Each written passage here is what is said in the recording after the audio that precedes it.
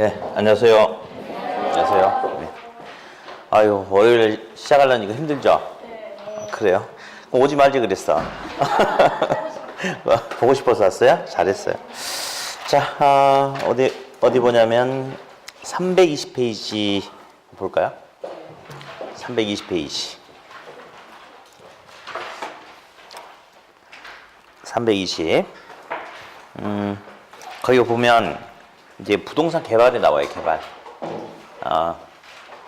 개발이 나오는데 이제 다른 거는 별로고 이제 가끔 이제 그나마 좀 이제 비중이 좀 높은 게 321페이지를 보니까 양가로 3번에 부동산 개발 사업의 주체가 나와요. 뭐 사적 주체, 공적 주체 아무것도 안 중요하고 딱 하나만 잡으면 돼. 그 동그라미 3번 보니까 혹시 제3섹터라고 있습니까? 공공, 민간, 합동개발 그것만 체크하세요. 그래서 참 우리 시험도 유치하긴 한데 아무튼 개발 사업을 하는데 공공과 민간이 조인트 해가지고 개발 사업을 추진하기도 하거든요. 그걸 갖다가 2섹터가 아니고 몇 섹터다? 3섹터다. 뭐 그걸 뭐 2섹터다 뭐 이렇게 오답이 한 번씩 나오기도 하니까 뭐 그 정도만 보시면 되겠고요. 넘기세요. 322페이지 이제 넘겨가지고 부동산 개발은 뭐 순서를 물어보는 게 한 세 군데가 있어요. 근데 이번 시험 안 나올 것 같아. 앞전에 또 하나 나왔으니까. 그래서 일단은 암기하려고 하지 말고 이제 그냥 한번 읽어볼 텐데 파란색 2번 박스 바로 위에 보니까 뭐 계획 단계, 협의, 계획인가, 시행 처분 용어 있죠. 요 순서. 이것도 나온 적이 있는데 이제 일본의 이제 어떤 학자가 이렇게 순서를 그렇게 정해놨어요. 그래서 그냥 아무 생각 없이 그냥 한번 읽고 그냥 끝내버리게. 읽고 만약 작년에 앞전에 그 순서를 물어보는 게 안 나왔으면 열심히 하자 하겠는데 나왔기 때문에 그냥 가볍게 읽고 넘어갑시다. 개발 사업 하기 위해서 먼저 계획을 수립해야 되겠죠. 그리고 뭐 토지 소유자 관련자 등과 협의도 해야 되고 그다음에 건축허가 받아야 되잖아. 개발행위 허가 등. 그러면 인가 받고 그다음에 시행하고 처분하고. 자, 그 장면 읽어볼게요. 단계 빼고 읽어봅시다. 개발 사업 단계는 어떻게 진행된다. 시작. 계획, 협의, 계획인가, 시행 처분. 한 번만 더. 오늘 복습 안 할 거니까. 자, 시작. 계획, 협의, 계획인가, 시행 처분. 다음. 이제 오른쪽에 부동산 개발의 이제 과정이 나와요. 쭉 나오는데 먼저 이제 그 그림에다 다 써놨거든요. 그림에다가. 자, 먼저 첫 번째 개발 사업을 하면 뭐 할까? 요즘에는 1인 가구, 2인 가구 많으니까 뭐 소형 오피스텔을 할까? 도시형 생활주택을 할까? 이렇게 뭔가 생각을 해야 되겠죠. 아이디어 단계. 시험에 전혀 안 중요합니다. 전혀 안 중요해요. 다음에 2번 보니까 AB적 타당성 분석 단계 나왔어요. 4번은요? 그냥 타당성 분석 나왔죠. 자, 무슨가 차이가 있겠죠. 두 번째는요. 절차 옆에 보니까 계략적 분석이라고 써놨습니까? 네, 그겁니다. 딱 그거 하나. 그래? 그러면 오피스텔 개발사 한번 해볼까? 그러면 요즘 통상 부지 매입비가 얼마 정도 들어가고, 건축비 어느 정도 되니까, 뭐, 건축 비용, 분양 수입 어느 정도 되겠네? 괜찮을 것도 같은데? 요 정도까지만. 그러니까 정확하게 뭔가를 따져서 보는 게 아니고, 계략적인 판단만 하는 거예요. 그래서 무슨 분석? 계략적 분석. 다음. 세 번째도 안 중요합니다. 좋아. 돈 좀 될 것 같은데 그러면 평택역 근처 어디다 할까? 어느 땅이 나왔지? 요 땅 나왔네. 괜찮은데? 자, 그러면 땅을 찝는 거 이제. 부지 모습을 확보. 그리고 이제 땅까지 결정됐으니까 네 번째는 이 선정된 부지를 가지고 정확하게 한번 따져보겠대요. 그래서 네 번째는 무슨 분석? 그냥 타당성 분석인데 어떻게? 구체적인 분석을 한다. 그리고 책에다 좀 이따 체크해야 될 텐데 물리적 타당성 분석, 행정적 법률적 타당성 분석, 경제적 타당성 분석이 있다라고 하자. 개발업자 돈 벌려고 하는 거 아닙니까? 당연히 뭘 제일 중요시 여기겠어요? 경제성 분석을 중요시 여기겠죠? 좋아요. 다음에 네 번째 과정을 통해서 개발 사업을 해도 되겠다라고 판단이 된다면 본격적으로 이제 개발 사업을 해야 돼. 그러려면 자금 융통하고 건설해야 되겠죠? 그렇죠? 그리고 이제 마케팅을 하는 거야. 그러면 어디? 그 표에 보세요. 특히 우리 시험은 분양하는 주택보다는 임대주택에 더 관심이 많아요. 우리 시험은 그래. 그러면 임대용 부동산 같은 경우는 개발 사업이 완공되자마자 바로 공실이 없이 풀가동돼서 임대료 수입이 꾸준하게 나오는 게 중요하지 않을까요? 그렇죠? 그러면 임차자를 확보할 때 개발사가 언제부터? 거기 보고 읽으시라고. 보고. 개발사가 언제부터? 초기부터. 당연히 건물이 완공된 이후부터 임차자를 확보하려고 하면 안 되는 거잖아요. 그래서 개발사업 초기부터 임차자를 미리 확보를 해야 된다. 두 번째, 정박 임차자를 우리 보면요, 10층짜리 이제 쇼핑센터가 하나 지어지는데 거기 3층에 12평짜리 네일 아트가 있대. 네일 아트가. 그런 가게하고 9층, 10층 CGV에 있대. 어떤 임차자가 훨씬 더 중요해요? 9층, 10층 CGV죠. 그래서 여기 3층에 12평짜리 네일 아트 들어옵니다. 들어오세요. 그러면 안 들어오지, 사람들이. 근데 CGV 입점 확정! 이러면 사람들 올 수 있겠죠. 될 것 같다, 이렇게. 그래서 그런 임차자를 중요 임차자, 그리고 큰 배가 항구에 정박한다 해서 정박 임차자다. 그렇게 불러줘요. 네. 다음에 3번은 이제 놔두시고. 자, 그러면 책에다 체크 한번 다시 해봅시다. 양가로 2번. 예비적 타당성 분석 단계 나왔죠. 자, 근데 그 옆에 참고인데, 전 실행 가능성 분석 단계 나왔습니까? 그 전자가 무슨 전자일까요? 요 앞전자. 그러니까 본격적인 타당성 실행 가능성 분석하기 전에 예비적으로 한번 보자. 그래서 그 의미니까 뭐 특별한 의미는 없습니다. 자, 그러면 동그라미 1번 보니까 개발 사업이 완성되었을 때 예상되는 수익과 비용이 얼마가 될 것인가를 어떻게 분석한대? 계략적 분석한대요. 다음 양가로 4번. 이제 본격적인 타당성 분석을 한다. 그러면 타당성 분석의 정도는 개발 사업의 성격, 규모, 목적, 자금 등을 종합적으로 고려하여 구체적인 분석을 한다. 구체적. 그래서 두 번째하고 네 번째를 조심하셔야 돼. 예비적 타당성 분석은 계략적 분석을 한 거고, 그냥 타당성 분석은 구체적인 분석을 한다. 그렇게 넘기세요. 다음. 이제 당연히 아까 이제 이야기했듯이 그 경제적 타당성 분석을 가장 이제 중요시한다고 됐고요.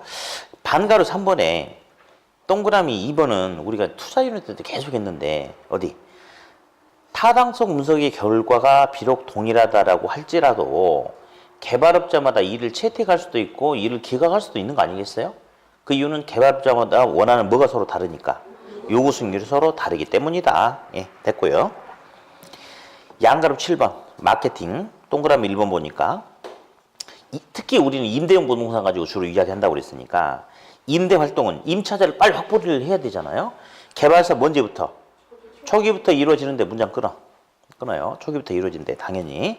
그리고 임대 완료 기간이 길수록이란 것은 왕 재수따가리 없는 소리라고 전에 한번 했는데 무슨 말이냐면 제가 상가를 지었어요. 101호, 102호, 103호, 104호 쫙 기퉁이 105호가 있는데 전면부에 있는 101호부터 104호까지 바로 새가 나갔거든. 근데 기퉁에 있는 105호는 벌써 1년 6개월이 돼도 새가 안 빠지는 거야. 환장하겠어요, 이 때문에. 자, 이게 바로 임대 완료 기간이 길어질수록 이 말이에요. 그러니까 이 말은 임대차 계약 기간이 장기다 이런 의미가 아니고 100% 임대, 새가 다 빠져나가는 데까지 시간이 많이 걸린다. 좋은 말, 안 좋은 말? 안 좋은 말, 안 좋은 말. 그러면 개발업자는 추가적인 비용을 부담해야 될 그런 수도 있겠죠. 네. 다음. 동그라미 3번은 이제 시험에 나온 적은 있는데 그다지 중요하진 않거든요. 그래서 이제 기억은 안 나실 거예요. 아마 2달 전에. 2달 전에는 설명해 줬는데 그때 내가 뭐라고 그랬냐면 다음부터 일절 설명 없다. 무조건 암기한다. 그래서 주거용이 다른 용에 비해서 사전에 임차자 확보하기가 더 어렵다. 끝! 이렇게 해보라고 그랬어요. 예. 그때 수업 안 들으신 분들은 그냥 그런갑다 하고 알아두세요. 뭐가 사전에 임차자 확보하기 더 어렵다? 주거용 끝. 자, 이제 326페이지부터는 좀 출제 빈도가 높아요. 326. 자, 부동산 개발의 위험과 타당성 분석. 자, 위험이라는 게 대충 뭔지 알겠죠? 그러면 먼저 제목 가지고 위험의 유형을 몇 가지 좀 체크해 볼까요? 자, 먼저 반가로 1번 법적 위험. 법적 위험. 법적 위험이 뭔지 알겠죠? 그래 뭐 틀릴 이유가 없겠지. 뭐 예를 들어서 토지를 매입해 가지고 개발을 하려고 그랬는데 뭐 문화재가 돼 버렸다. 내가 토지 이용 계획을 잘 확인하지 못해 가지고 나는 여기다 뭐 하려고 그랬는데 여기는 녹지지에 가지고 4층 이하까지만 건축이 가능하다. 뭐 이런 것들이 법적 위험이에요.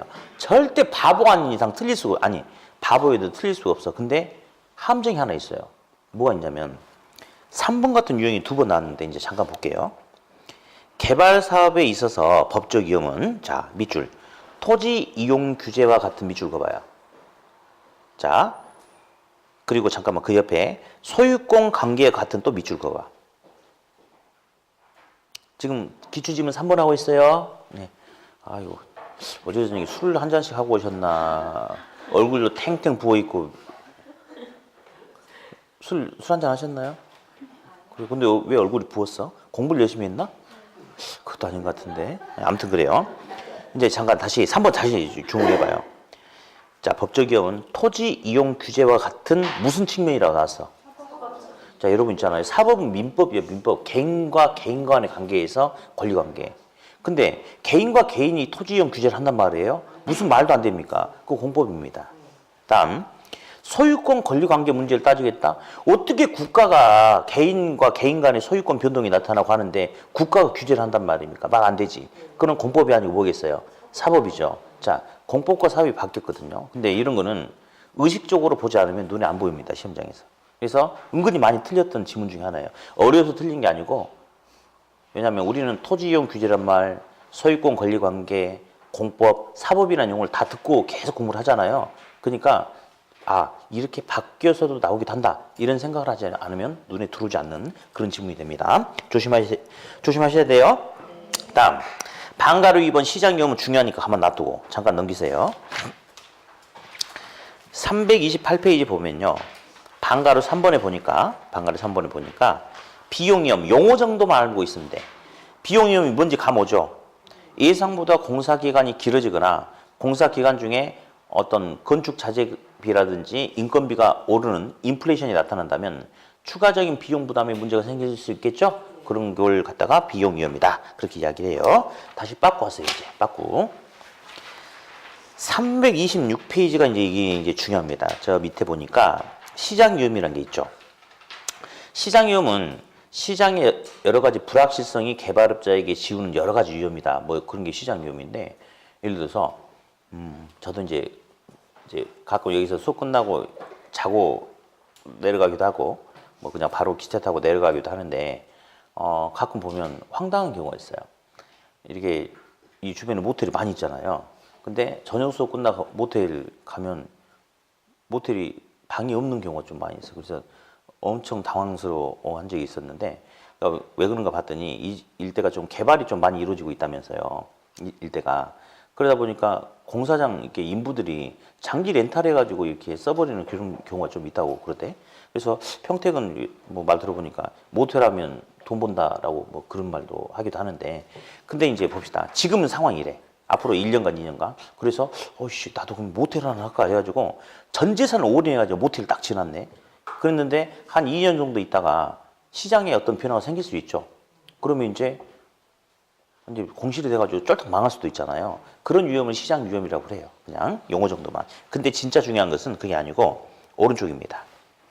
자, 시장의 불확실성이 주는 위험을 시장 위험이라 하는데, 이 시장 위험을 대처하기 위해서 크게 시장 분석 또는 시장 연구라고 해요. 그리고 시장성 분석, 시장성 연구다라고도 하는데, 자, 이제 볼게요.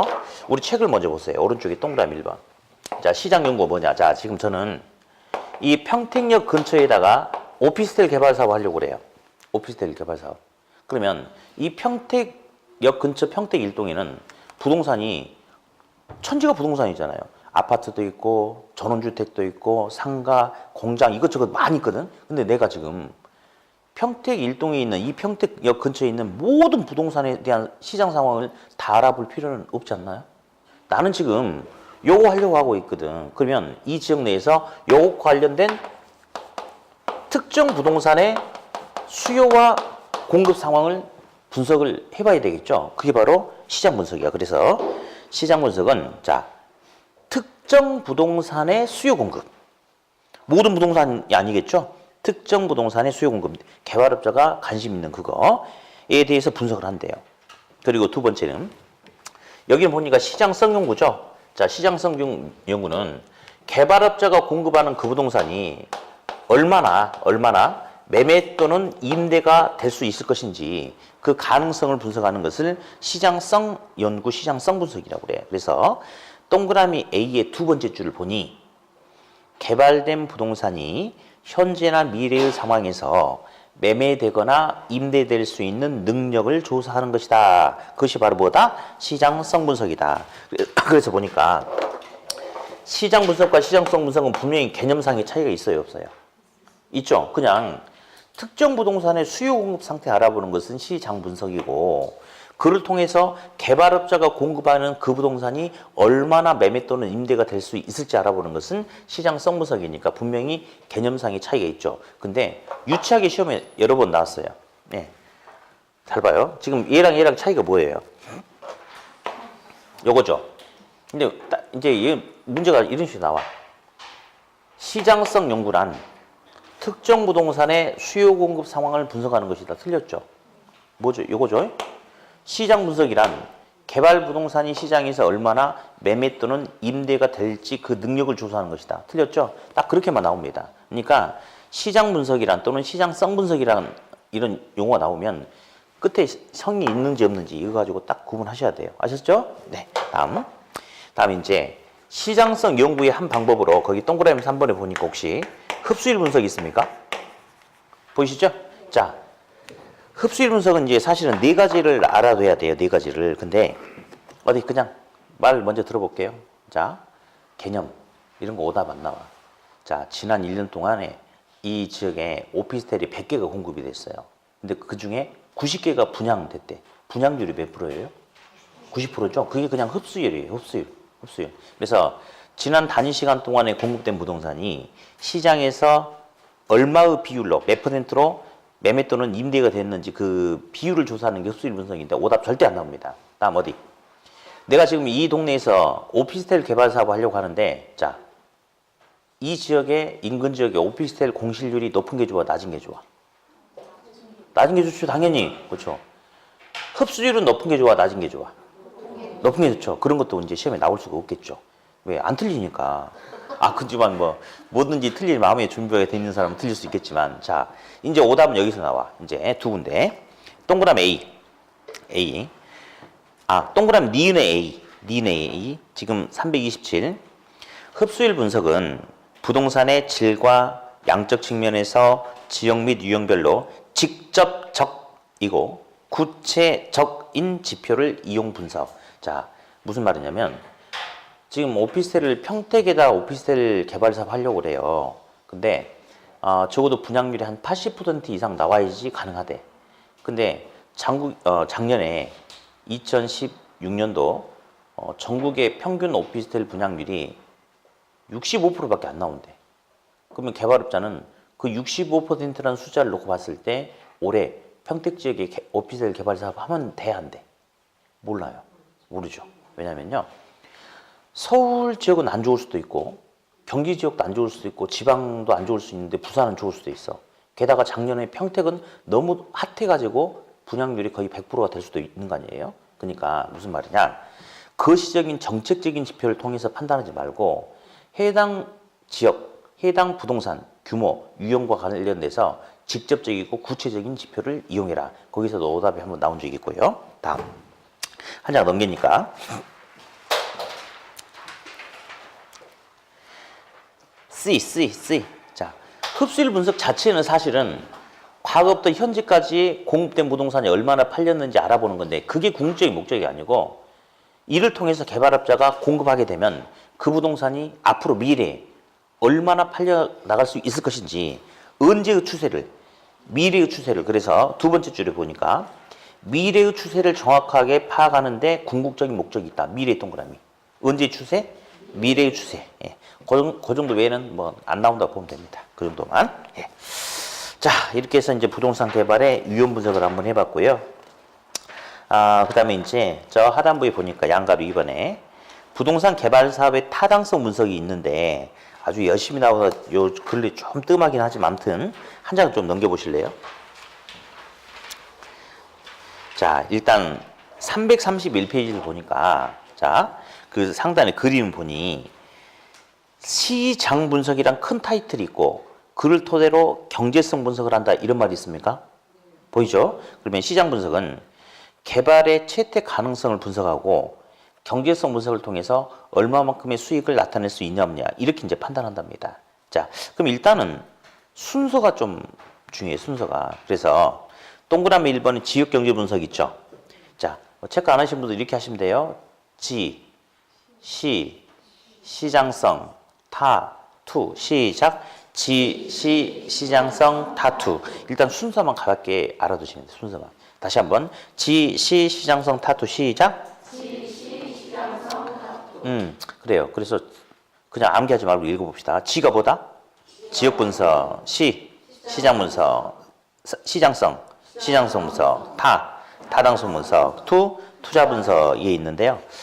그냥 흘려 들으세요. 자, 나 지금 이 평택 일동이라는 지역에서 오피스텔 개발 사업 하려고 한다. 그러면 지역 분석은 이 평택 일동 이 지역은 인구가 얼마나 되고 교통의 흐름은 어떻게 되고 이 지역의 사람들의 소득 수준은 어떻게 되고 뭐 이런 것들 전반적으로 알아본 게 그냥 지역 경제 분석 또는 그냥 지역 분석이고 시장 분석은 이거 이 지역 내에서 특정 부동산 오피스텔이란 부동산의 수요 공급 상황이 어느 정도 되는지 시장성 분석 이고 얼마나 팔려 나갈 수 있을 것인지 분석한대요. 그를 통해서 타당성 분석, 투자 자금을 유치할 수 있을 정도 충분한 수익이 있는지 없는지 판단하고 투자 분석, 최종적으로 투자를 채택하든지 기각하든지 판단한다. 그 정도. 예. 그래서 이런 거 나중에 문제풀이 하면서 다시 한번 보면 되니까 그냥 아무 생각 없이 한 번만 더 암기하고 넘어갑시다. 시작. 지시, 시장성, 타투. 자, 그럼 됐고요. 만약에 이런 문제가 혹시 나온다면 우리 330페이지 왼쪽에 보니까 왼쪽 넘기지 말고 왼쪽 오른쪽을 모르면 어떡해 아침부터 그 시장 분석이 보니까 이제 큰 타이틀이 시장 분석인데 다시 쪼개 보니까 뭐 여러 가지가 있네요. 그러니까 이제 지역 분석, 근림 분석, 부지 분석, 수요 공급 분석 이런 게 있는데 자 어디 그냥 한번 찍어봐요. 개발의 타당성 분석을 크게 시장 분석과 경제성 분석으로 구분해 볼 수 있다.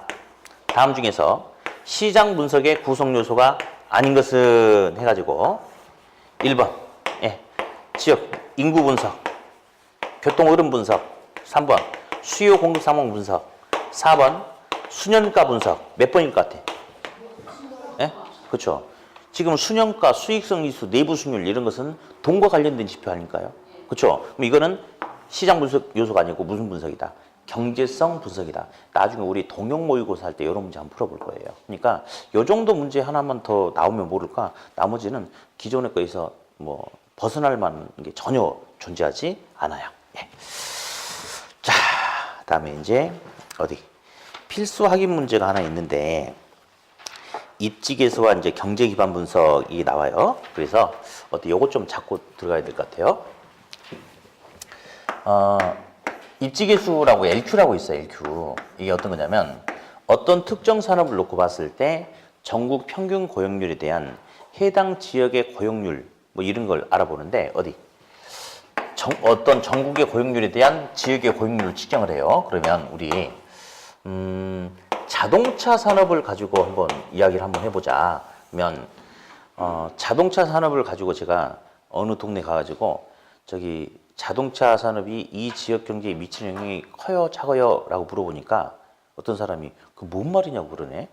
어디 가서 물어봤냐면 저기 전남 완도 땅끝마을, 해남 땅끝마을 그쪽 가서 물어보니까 자동차 산업이 지역 경제에 미치는 영향이 커요, 작아요? 했더니 사람들이 뭔 말인지 몰라요. 무슨 소리냐고 그래. 그러겠죠. 뭔 말인지 모르겠죠? 그죠? 근데 평택 이 지역 옆에 이제 기아 자동차 화성도 있고 그러잖아요. 이런 지역에서 자동차 산업이 지역 경제에 미치는 영향이 크냐 작냐 그러면 뭐라고 있어? 대단히 크다라고 그렇게 이야기하겠죠. 지금 하려고 하는 게 그거예요. 어떤 산업을 놓고 봤을 때 어떤 지역에서 그 산업이 지역 경제에 차지하는 비중이 크냐 작냐 이제 그거 가지고 이제 이야기를 한번 해보려고 해요. 그럼 자동차 산업을 가지고 어디 저기 우리 이제 평택이란 지역하고 저기 전남 해남이란 지역 가지고 보자. 어디 봅시다. 평택과 전남 해남.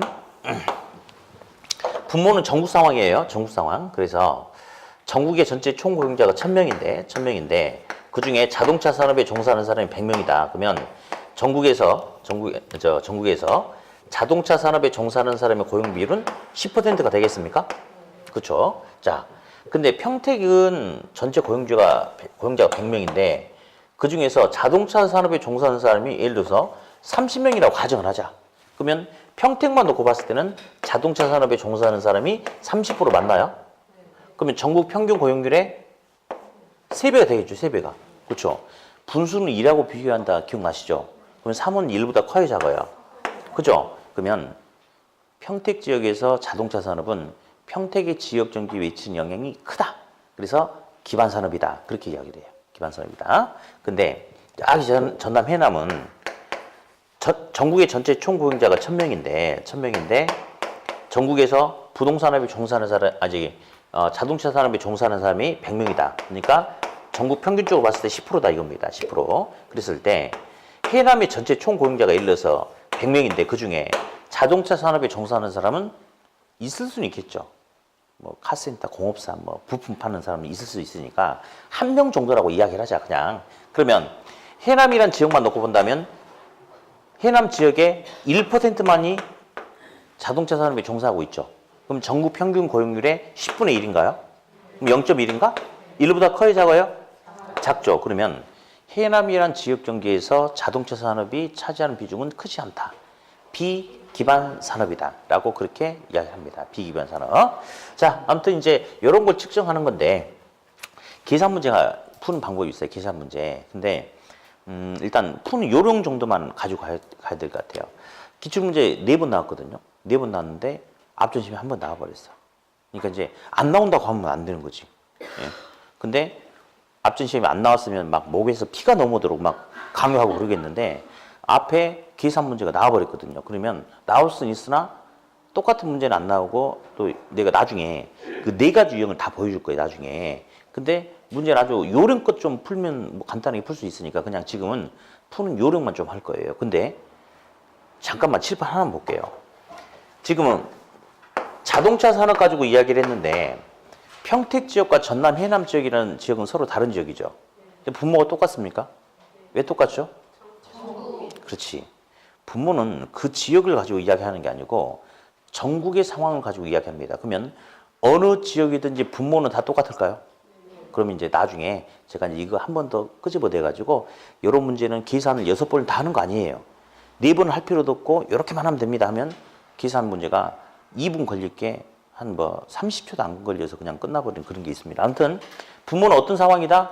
전국 상황이다. 그러니까 지역에 상관없이 똑같은 거죠? 자, 됐고요. 그냥 기본적인 문제만 하나 풀어봅시다. 하나. 자, A 지역, B 지역이 있다.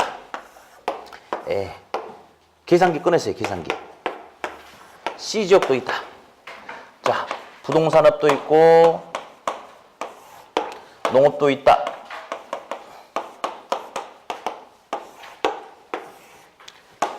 나 임의 숫자 넣을 테니까. 자, 이건 합계. 100명, 200명, 300명, 600명, 300명.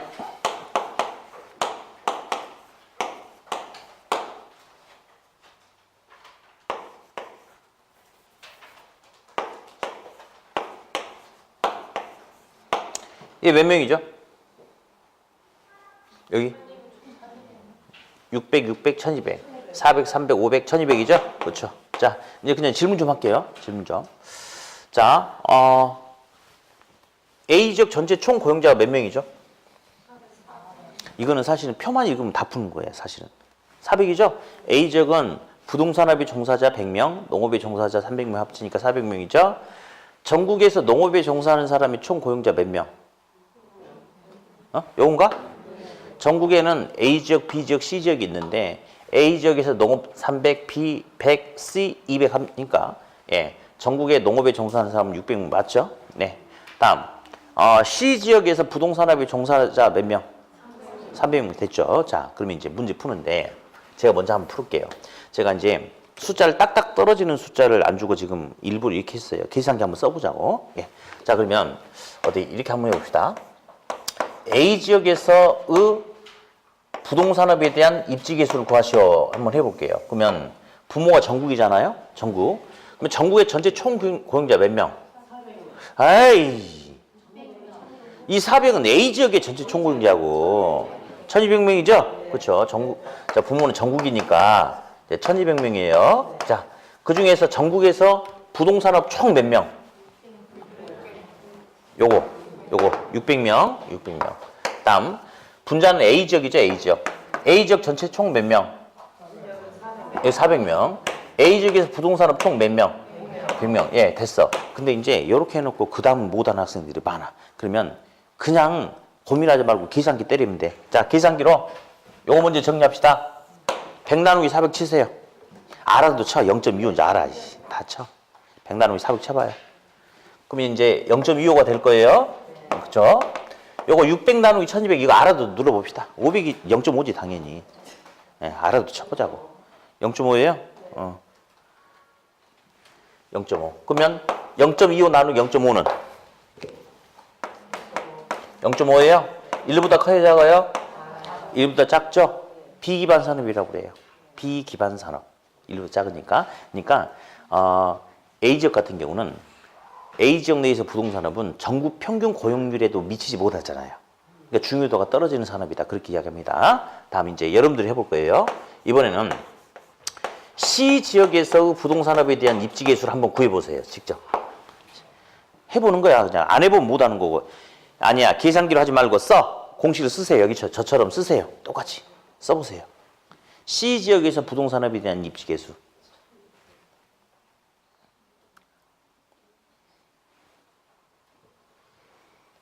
C 지역에서 부동산업의 입지 개수.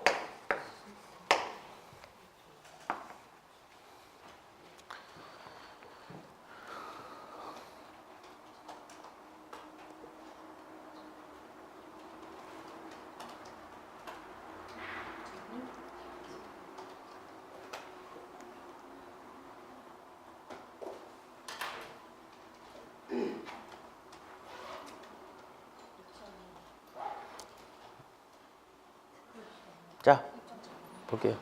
저를 못 쳐다보는 학생들이 있네. 자, 볼게요. 부모는 똑같은 거야. 부모는 전국이니까 전국 1200명 중에 그 다음에 부동산업 종사 600명, 0.5예요. 0.5. 네, 다음 C지역 볼게요. C지역. C지역은 전체 500명이죠. 요거. 예? 그 중에 부동산업 300명이잖아요. 그러니까 요게 300 나누기 500 쳐보니까 0.6이 되고요. 600 나누기 1200 치니까 0.5가 돼. 그러니까 1.2가 되는군요. 1보다 커야 작아요? 기반산업, 비기반산업? 기반산업. 이렇게 그냥 푸는 요령만 알자. 그리고 특별히 여기다 시간 막 많이 투자하지 마. 작년에 한번 나왔으니까 가만 놔두고 그냥 나중에 우리 이렇게 문제풀이 하면서 제가 그 유형을 싹 한번 보여줄 테니까 특별하게 선생님 저는 모르겠는데 정 모르겠으면 일단 해보다가 안 되면 냅둬버려요.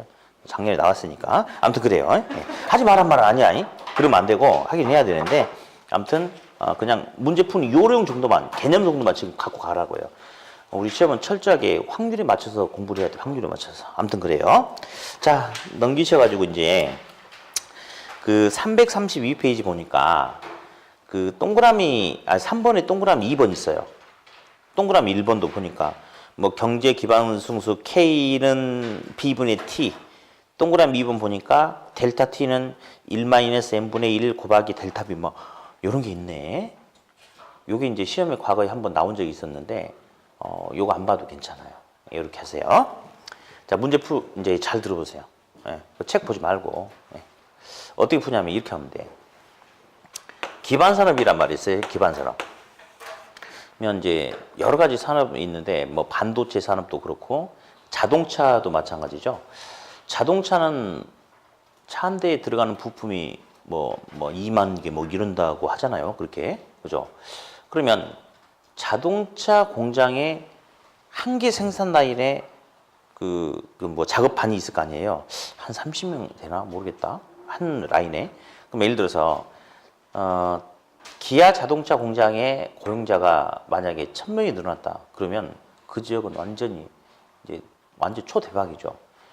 정 직원이 1000명이 늘어나면 그와 관련된 협력업체 직원들도 엄청나게 많이 늘어나겠죠. 그러지 않겠어요? 그리고 그 사람들의 가족들도 많이 오지 않겠습니까? 그러면 그 지역에 아파트 수요도 늘어나고 아파트 개발 사업도 활발하게 나타나고 아이들이 많아지니까 유치원도 학교도 학원도 피자 가게도 막 이런 일자리가 늘어나겠죠. 그래서 기반 산업이 지역 경기에 미치는 영향이 몇 배냐 뭐 이런 것들도 있겠고 그러는데 아무튼 이렇게 해서 이제 기반 산업이 전체 지역 내에서 전체 산업의 20%다라고 이렇게 가정을 한다면 우리는 기반 아니면 비기반이야. 그럼 비기반이 몇 프로겠어요? 80%죠? 비기반은 기반의 몇 배죠? 4배예요? 예, 딱 요 개념만 잡으세요. 그래서 이런 경우는 기반 산업에 어떤 변화가 생긴다면 그로 인해서 파생돼서 비기반 산업 분야에 4배만큼의 영향을 끼칠 수 있다. 이렇게. 어디? 기반 산업의 고용자가 1000명이 늘어난다면 그로 인해서 비기반은 몇 명이 늘어나? 4배니까 4000명이죠? 그럼 지역 전체 총 고용 창출률은 몇 명? 몇 명? 5000명. 그냥 그렇게 풀면 돼요. 공식 쓰지 않고 공식에다 넣어가지고 풀어도 이렇게 나오거든요. 근데 그렇게 하지 말고 이렇게 지금 알려준 대로 풀으세요. 그러면 공식 전혀 필요 없어요. 다시 기반 산업 아니면 뭐다? 비기반 산업이다. 기반 산업이 20%다. 이 말은 비기반 산업이 몇 프로다? 80%. 그러면 기반에 의해서 비기반은 몇 배? 4배만큼 영향을 받는다. 그러면 기반 산업에서 고용자가 1000명이 늘어난다면 비기반 산업은 4배, 몇천 명? 4000명이 늘어난다. 그러면 지역 전체 총 고용 증가인은 몇 명? 5000명이 늘어난다. 그냥 그렇게 하면 돼요. 할 수 있겠죠? 진짜? 그럼 한 번 더 문제 내볼게. 네. 할 수 있다고 그랬으니까. 네. 어느 지역에서 비기반 산업의 비율이 90%다. 그랬을 때 기반 산업 분야에서 고용자가 1000명이 늘어난다면 지역 전체 총 고용 창출 증가 인원은 몇 명이냐? 예. 아까는 기반으로 써주다가 비기반을 써주니까 당황스러워요? 기반 아닌 비기반이라니까? 몇 명? 언니, 기반 산업의 고용자가 1000명이 늘어났어. 그러면 최소한 그래, 네, 더 이상 이야기 안 할게. 10,000명이죠? 그럴 수도 있지. 내가 1교시 아침이라 뭐라 안 할게. 그러지 마. 기반 산업 아닌 비기반 산업이잖아요. 기반이 90%죠. 비기반이 전체 몇 프로겠어요? 10%. 그러면 비기반은 기반에 몇 배만큼 영향을 받았어? 9배. 그럼 기반에서 1000명이 늘어났으니까 비기반에는 몇천 명이 늘어났다? 9,000명. 그러니까 토탈 몇 명? 10,000명. 10,000명. 이제 봐봐. 9배가 늘어났잖아요. 그러니까 기반에서 1000명이 늘어났으니까 비기반 9,000명이 해서 10,000명이야. 근데 이거는 다 내 잘못이야. 내가 문제를 이렇게 안 내고 이렇게 냈어야 돼. 이렇게 안 내고 그렇지 이렇게 냈어야 돼. 문제를 이렇게. 오늘 처음 배웠으니까 내가 잘못한 거야. 기반이 산업이 전체 산업이 이제 10%고 이제 기반 산업의 종사자가 1000명이 늘어나면 지역 전체의 총 고용 증가 인원 몇 명이 늘어나냐? 그러면 비기반이 몇 명이? 90%죠? 그러면 비기반은 기반의 몇 배? 9배. 그렇지. 근데 이제 대답 나오네. 이제 9,000명이라고. 그러면 이게 9,000명이 늘어나고 둘이 합치니까 몇 명? 10,000명. 그래요. 방금은 내가 잘못한 거예요. 그죠? 맞아요. 내가 잘못한 거. 느낌이 그렇게 드네. 큰일 났어요. 아무튼 333. 333. 할 수 있겠죠? 문제. 이제 부동산 개발 방식이 나오는데, 이제 재개발이라는 용어도 등장을 해요. 저 밑에 보니까, 신개발과 재개발이 있는데, 재개발이 좀 시험이 중요해요. 일단은 책을 한 장 넘겨보니까, 재개발이 우리 시험에 두 군데가 나오는데, 일단은 우리 책에 보니까 뭐 보존 재개발, 수복 재개발, 개량 재개발, 철거 재개발이 나오잖아요. 지금 책에 있는 표는 시험에 여러 번 등장을 했는데, 요거는 부동산학적 측면에서 이야기하는 거야. 그래서 보존 재개발하고 수복 재개발의 개념을 구분하셔야 돼요. 큰맘 먹고 차를 한 대 샀어요. 새 차야. 방금 샀어.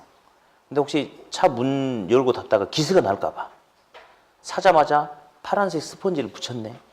이게 바로 보존 재개발의 개념이야. 그래서 아직 노후 불량 상태가 발생하지 않았지만 노후 불량화가 야기될 가능성이 있을 때 사전에 예방 방지하는 거. 그게 바로 보존 재개발의 개념이에요. 근데 일주일 후에 차에 흠집이 났어. 0.9cm. 그런다고 해서 차를 폐차시키진 않죠. 문짝을 갈아버릴까? 그것도 아닐 거예요, 아마. 그 부분만 이렇게 어떻게 하겠죠? 그게 바로 수복 재개발의 개념이에요. 수복 재개발은 현재의 대부분 시설을 그대로 유지하면서 노후 불량화의 원인만 제거한대요. 그 부분만. 그래서 노후 불량화가 발생한 건 뭐죠? 둘 중에? 수복. 노후 불량이 아직 발생하지 않은 것은 보존. 그래서 그 두 가지만 딱 구분하시면 돼요. 두 가지만. 네. 나머지는 됐고요. 335페이지 보니까 이제 중간에 동그라미 기역 니은 보이세요? 별표 치세요. 별표. 동그라미 기역 니은. 이거 시험에 제법 잘 나와요. 수용 아시죠? 수용. 환지도 들어봤죠? 그러면 어디? 첫 번째 기역. 개발 사업 초기에 사업자 입장에서 사업비 부담이 더 크게 나타날 수 있는 거. 자, 수용 매수 방식 말이죠. 전면 토지 보상을 하고 토지를 확보하고 개발 사업을 하는 거야. 그러니까 사업자 입장에서는 토지 보상비가 무지인장 많이 나갈 수 있겠죠. 근데 환지는 유용성이 낮은 토지를 유용성이 높은 토지로 택지로 바꿔주는 거죠. 그렇죠? 그러니까 당연히 개발 사업 초기에 사업비 부담이 둘 중에 어떤 게 더 크겠어요? 매수, 수용 방식이 더 크겠죠? 그렇죠? 네. 그리고 참고로 정확하게 보면 매수 방식은 강제 매수 수용하는 방식이 있고 협의 매수 두 가지가 있어요. 근데 이쪽 파트는 구분하지 않고 용어가 섞여 나와버려요. 그러니까 이쪽 파트에서는. 그러니까 협의 그냥 매수라고 나오든지 수용이라고 나오든지 똑같은 개념으로 보시면 돼요. 아셨죠? 두 번째, 토지 소유자 권리 침해 정도가 큰 거. 자, 수용 방식은 매수 방식은요. 이 토지는 어떤 용도로 쓰겠다라는 토지 이용 계획이 확정이 돼 있는 상태야. 그러니까 그 기간 내에 무조건 수용 확보를 해야 돼. 안 주면 쫓아내는 거죠. 강제적으로. 근데 우리 전에 토지 비축 토지 은행 들어봤잖아요. 언제 들어봤어? 앞에서 들어봤잖아. 앞에서. 그 앞이 정확히 언제인지 모르겠지만 앞에서 우리가 들어본 적이 있어.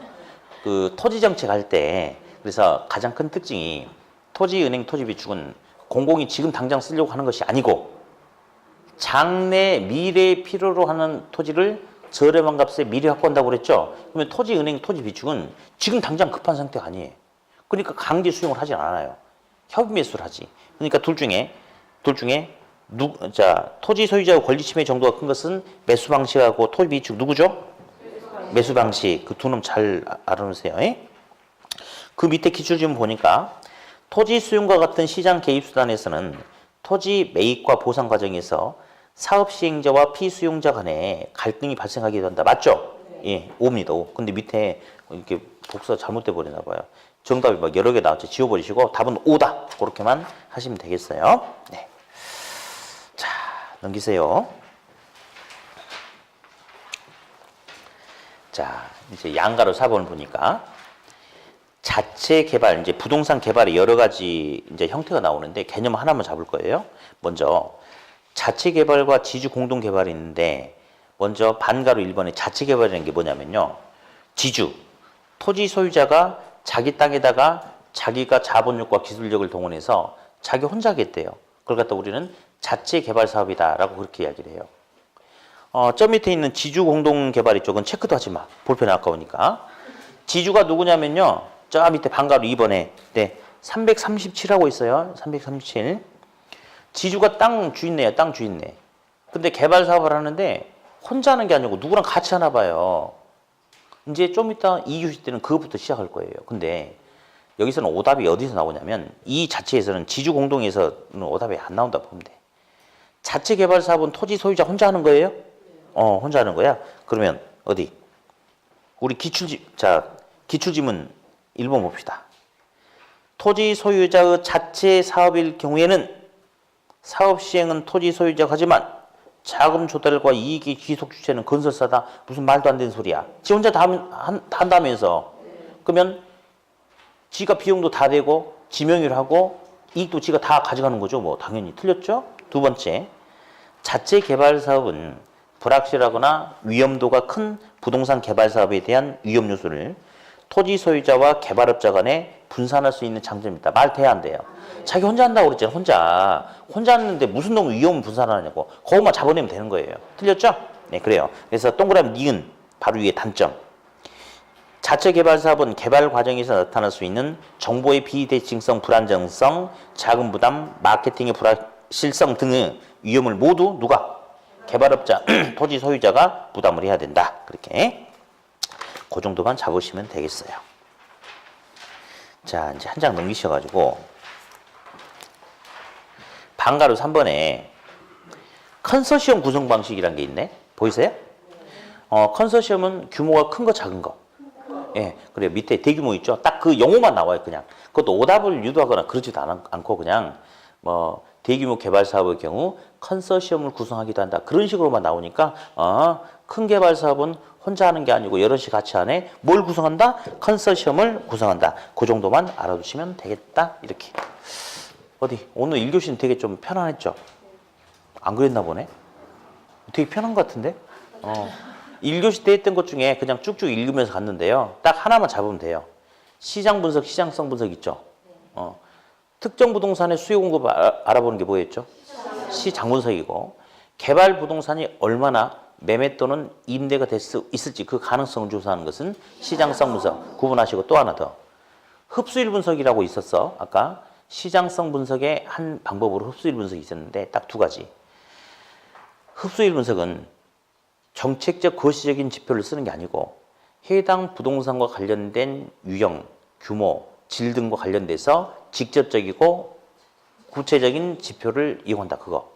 다음, 흡수일 분석의 궁극적인 목적은 단지 과거부터 현재까지 상태 알아보고 끝내려고 하는 게 아니고 미래, 장래의 추세를 정확하게 예측하려는데 궁극적인 목적이 있다. 기타 나머지를 그냥 쑥쑥 읽고 넘어가주면 되는 내용이에요. 네. 자, 그러면 잠깐 휴식했다. 이제 부동산 개발의 몇 가지 방식들이 있어요. 그 내용들을 정리해 볼게요. 네.